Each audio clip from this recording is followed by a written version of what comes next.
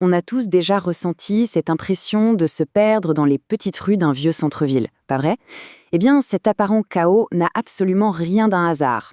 Aujourd'hui, on va déchiffrer ensemble le plan caché de nos villes pour comprendre comment elles ont évolué jusqu'à la forme qu'on leur connaît. C'est une histoire passionnante qui est inscrite dans la pierre, sous nos pieds. Voilà la question de départ. C'est vraiment la clé pour comprendre l'ADN de nos villes modernes. En essayant d'y répondre, on va remonter le temps sur près de 1000 ans d'histoire urbaine. Alors, voilà notre programme. On va faire un voyage dans le temps, en partant du Moyen-Âge pour arriver jusqu'à aujourd'hui. On va voir comment chaque époque a laissé sa trace, sa propre signature, transformant la ville couche après couche. Bon, tout commence ici. Après la chute de l'Empire romain, il faut imaginer qu'on a un peu perdu le mode d'emploi de la construction des villes. Fini l'urbanisme bien organisé. Les villes qui vont renaître le font sans plan, en suivant une logique complètement différente. Une logique qu'on appelle organique. Parce que oui, la ville médiévale n'apparaît pas d'un coup de baguette magique. C'est d'abord une histoire d'économie. Au XIe siècle, l'agriculture devient plus performante. On a des surplus, on peut donc nourrir plus de monde. Le commerce redémarre et hop, les anciens centres urbains reprennent vie. Et voilà à quoi ça ressemble concrètement. Ce plan de Bruxelles, c'est l'exemple parfait. Oubliez les lignes droites, les angles à 90 degrés. La ville est comme un organisme vivant qui pousse de façon un peu désordonnée. Elle est dense et surtout, elle est entourée de remparts. À l'époque, c'était tout simplement une question de survie. Mais attention, il ne faut pas croire que ce chaos est total. En fait, la ville n'est pas si désordonnée que ça. Sa structure est juste différente. Au lieu d'une grille bien propre, tout s'organise autour de pôles de pouvoir et d'activité. L'église, le château du Seigneur, la place du marché, les rues, ce sont simplement les chemins que les gens ont créés à force de passer pour relier ces points importants.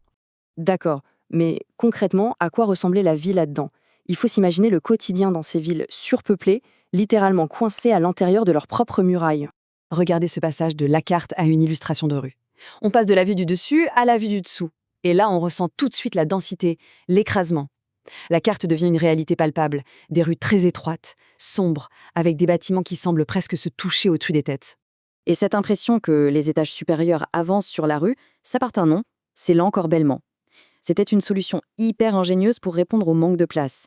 Pour gagner quelques mètres carrés sans toucher à l'empreinte au sol, on construisait les étages en saillie. Le problème, évidemment, c'est que ça privait de lumière et d'air ceux qui se trouvaient en bas, dans la rue. Et cette course à l'espace, cette ingéniosité architecturale, elle venait d'une nécessité absolue. La raison de tout ça, c'est ce chiffre.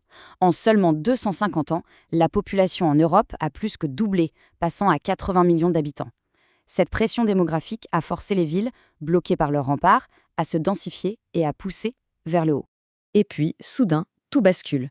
Avec la Renaissance, c'est une philosophie radicalement nouvelle qui débarque. Pas seulement dans l'art, mais aussi dans la façon de concevoir la ville. On se met à la penser différemment. Ce tableau résume parfaitement la rupture. On passe de la ville organique, sinueuse, qui répond aux besoins, à une ville planifiée, droite, symétrique.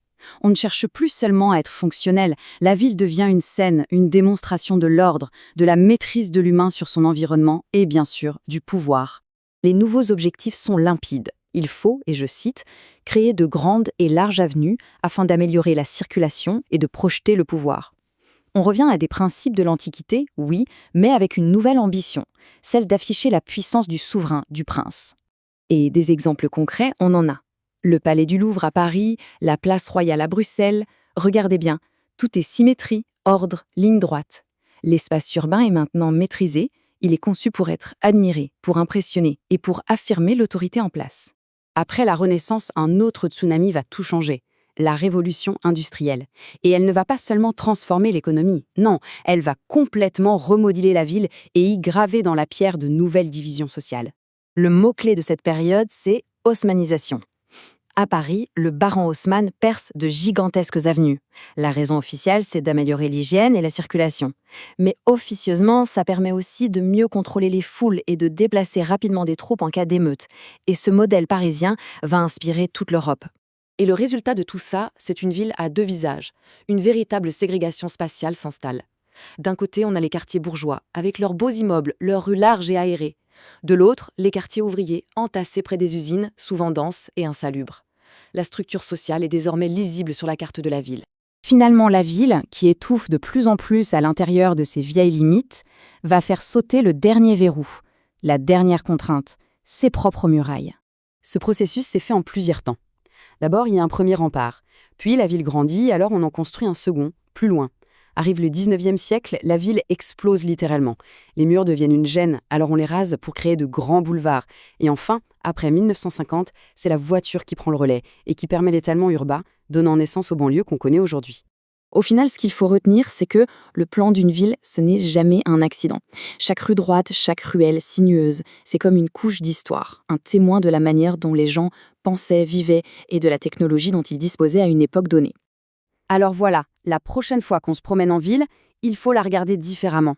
Essayez de voir au-delà des façades modernes. Cherchez la courbe d'un ancien rempart, la logique d'une ruelle médiévale ou la perspective écrasante d'une grande avenue. L'histoire est juste là, sous nos pieds. Il suffit d'apprendre à la lire.